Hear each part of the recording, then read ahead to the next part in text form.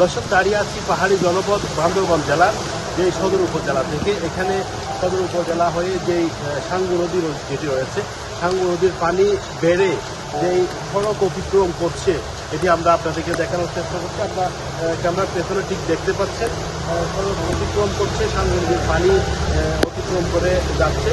সর্বশেষ একটি তথ্য জানিয়ে রাখি, এখানে বান্দরবান জেলায় যে একটি বন্যা হয়েছিল সেটি হচ্ছে 2023 সালে, যেই প্রায় একতলা ভবন, উঁচু ভবনগুলো এখানে তলিয়ে গিয়েছিল। এটি আপনাদেরকে তথ্য জানিয়ে রেখেছি। তো সর্বশেষ এখানে আবারও এই ধরনের বন্যা টানা বৃষ্টির কারণে এ ধরনের বন্যা হতে পারে বলে আমরা আশঙ্কা করতে পারছি। তো আপনাদেরকে আরেকটি মেসেজ জানিয়ে রাখি, জেলা প্রশাসক বান্দরবান জানিয়েছেন আগামী 10 তারিখ পর্যন্ত সমস্ত পর্যটন স্পট যেগুলো রয়েছে এগুলো বন্ধ ঘোষণা করেছেন, যাতে কোনো ধরনের বিপদ না হয়। আর পাহাড়ি জনপদে যেগুলো বসবাস করছেন যারা, তাদেরকে নির্দিষ্ট নিরাপদ আশ্রয়স্থানে চলে যাওয়ার জন্য প্রশাসনের পক্ষ থেকে জানানো হয়েছে এই মেসেজগুলো। দর্শক, আমরা বান্দরবানের যেই সর্বশেষ পরিস্থিতি জানানোর জন্য আপনাদের সাথে সরাসরি সংযুক্ত হয়েছি।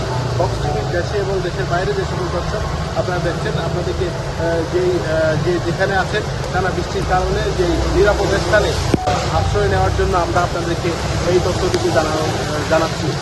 পরবর্তীতে আমরাও নতুন কোনো তথ্য নিয়ে আবারও সর্বশেষ সংবাদে সংযুক্ত হয়ে আপনাদেরকে মেসেজ জানাবো। এতক্ষণ আপনাদের সাথে ছিলাম শফিউল শাহীন।